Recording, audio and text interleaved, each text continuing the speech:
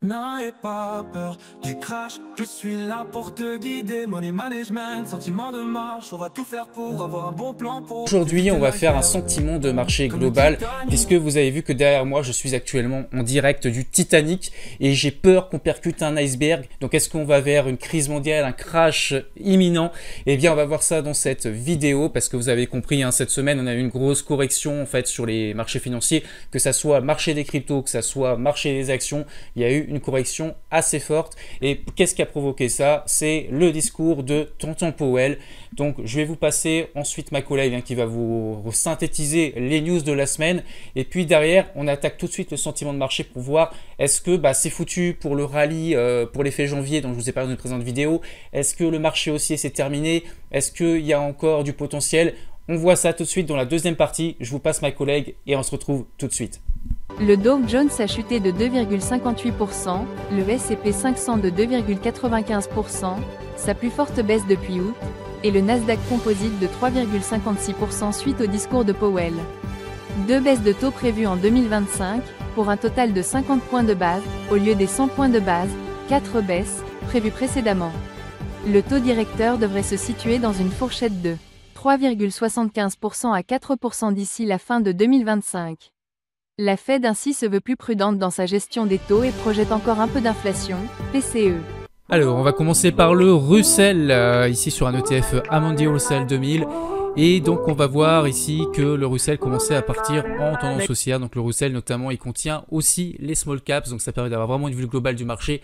Et donc, voilà, pour repartir à la hausse, il faudra repasser et faire des nouveaux plus hauts ici. En gros, dépasser tout simplement cette zone ici. Hop, des ATH, et là ça pourrait relancer la dynamique. Donc avant d'aller voir le SP500 et le Nasdaq 100, ce qui se passe aujourd'hui, on va commencer par faire un petit retour sur le Bitcoin pour voir un petit peu sur le marché des cryptos ce qui est en train de se jouer. Donc sur les cryptos, on a eu une baisse assez importante, je suis en vue hebdomadaire actuellement. Donc on a eu une baisse malgré tout qui a provoqué la chute des marchés suite au discours de Powell. Et une baisse, donc je cherchais, voilà, une baisse de presque moins 13% sur le Bitcoin. Est-ce que pour autant on est sur un crash? De mon point de vue, sur le Bitcoin, on a cette figure ici de canal ascendant. On voit que le Bitcoin est en train de résister à ce support technique que j'avais tracé. Donc pour l'instant, ça tient, mais je voudrais simplement préciser une chose, c'est que même s'il y avait le scénario numéro 2 d'un pullback ici vers l'ancienne résistance qui peut faire office de support par principe d'inversement des polarités, eh bien ça ne remettrait pas en cause le marché haussier qui, je le rappelle, a débuté ici. On a eu une forte hausse, on est arrivé à proximité de cette grande résistance du canal. Il est normal que ça corrige. Le discours de Powell, ça a été une bonne excuse puisque Powell a expliqué que la Fed ne pouvait pas se faire de réserve de crypto-monnaies. Donc ça a créé une chute du secteur des cryptos. Voilà, en tout cas pour l'instant, ça résiste bien malgré tout. Donc pour moi, il n'y a pas de crash. Le marché haussier sur les cryptos n'est pas terminé. Donc en gros, no panique. On va aller faire un petit peu le même exercice sur l'Ethereum. Je vous ai fait une vidéo sur la chaîne récemment pour présenter un petit peu le projet Ethereum. Et donc on va voir juste est-ce qu'il y a quelque chose de grave. Eh bien non, on avait atteint cette résistance que vous avez déjà tracée dans de précédentes vidéos. Et on a retracé depuis. Donc effectivement, sur les cryptos, c'est volatile. Ça fait une baisse de presque moins 22% quasiment, presque ici en 3 séances.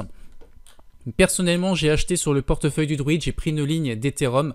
Donc voilà, ça fait partie de ma portion de crypto-monnaie. Donc je vous avais expliqué que moi j'attendais la cassure pour 2025 de cette résistance pour commencer à prendre une position. Mais là, j'ai pas pu résister quand j'ai vu cette correction. J'ai pris une plus-value, enfin j'ai pris une position dessus. J'avais mis ici une zone d'achat aussi qui n'a pas été atteinte et j'ai bien peur qu'on n'aille pas la chercher. Donc là, on est potentiellement peut-être sur un point bas. Donc c'est pour ça que j'ai pris ma ligne au niveau du dip. Donc je suis déjà à plus 4% dessus. Je peux vous afficher à l'écran si vous voulez voir. Donc c'est une toute petite position sur l'Ethereum parce que j'ai pris pas mal de Solana aussi. Et j'ai du Bitcoin aussi encore en cours. Donc voilà, j'essaye de pas trop m'exposer non plus aux cryptos sur le portefeuille personnel global où j'ai toutes les classes actives dessus afin de maîtriser la volatilité. Et parce que c'est l'avantage de ce portefeuille global, c'est qu'il baisse moins que le marché. Donc voilà, pour l'instant, il résiste bien. Il ne faut pas que je m'expose trop aux cryptos qui sont beaucoup plus volatiles qu'un indice SP500. Donc on va pouvoir maintenant, l'ouverture des marchés est faite, hein, j'attendais en direct que ça se fasse. On va pouvoir aller voir maintenant le SP500 et le CAC 40 pour commencer. Donc le PX1GR, c'est le CAC 40 avec les dividendes bruts réinvestis. On voit qu'on est toujours sur cette zone de support dans ce range hein, entre ces deux bords. On a vu un beau rebond ici, là ça tient. Donc bah voilà, le CAC 40, hein, ça résiste. On va commencer par le Nasdaq 100 pour aller voir rapidement ce qui se passe sur les technologies. Donc le Nasdaq 100, on est en train de baisser, on revient vers ce pivot qui fait zone de support. Donc là moi je m'attends, alors soit on va aller faire le contact effectivement, soit on va repartir dès maintenant. En tout cas voilà, sur le Nasdaq 100 franchement il n'y a pas à paniquer, il n'y a pas à s'inquiéter. On est toujours dans une belle tendance haussière à moyen long terme et ça ne me remet pas en cause du coup le potentiel effet janvier, hein, j'avais fait une vidéo là-dessus. Donc voilà, pas de panique, c'est limite salutaire parce que ça va nous donner plus de potentiel pour repartir à la hausse pour le mois de janvier. Donc c'est plutôt quelque chose de très positif. On termine cette vidéo avec le SP500 et on va voir que le SP500 est pour moi dans un canal que vous voyez ici en pointillé bleu et que on aurait pu rejoindre le bas du canal mais on ne l'a pas encore fait. Donc c'est un peu comme sur le Nasdaq 100. On peut aller rejoindre ici cette zone. Voilà, je l'ai pas tracé mais cette zone ici que je vais pouvoir vous mettre comme ça. Voilà, on pourrait rejoindre toute cette zone-là. Pour l'instant, on n'y est pas encore. Donc voilà, il y a des gens qui ont parlé de crash boursier. Ça y est, on y est parce qu'il y a eu une séance de baisse de moins 4% ici. C'était mercredi. Mais non, et c'est juste une correction normale après avoir atteint des sommets. Je rappelle qu'en mensuel, hein, si je vous montre le graphique, le SP500 fait que monter depuis novembre 2022 avec des petites corrections ici. Mais voilà, on est reparti à la hausse en décembre 2023 et toute l'année 2024, on est sur une magnifique tendance haussière. Donc, on avait déjà eu un mois baissier en avril 2024. C'est normal qu'on ait aussi un mois baissier pour l'instant.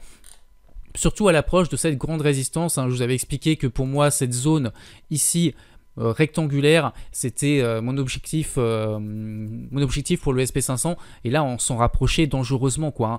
Donc que ça retrace c'est bien, si on pouvait même redescendre encore un peu plus bas pour aller rejoindre le pivot, ça permettrait de faire des petits achats pour le portefeuille, pour mon portefeuille global et puis d'avoir du gaz pour faire du swing trading sur action directionnelle. Voilà, en tout cas, voilà, on peut encore aller rejoindre cette zone hein, par la suite. Donc, on est bon. Je vais peut-être vous effacer ça pour que vous ayez une vue un petit peu plus sympathique. Hop, sans les bandes de Bollinger. Voilà, vous avez ici hein, le petit canal qui nous emmène vers cette zone de mon point de vue comme objectif haussier pour le SP500. Pour éviter l'iceberg comme le Titanic.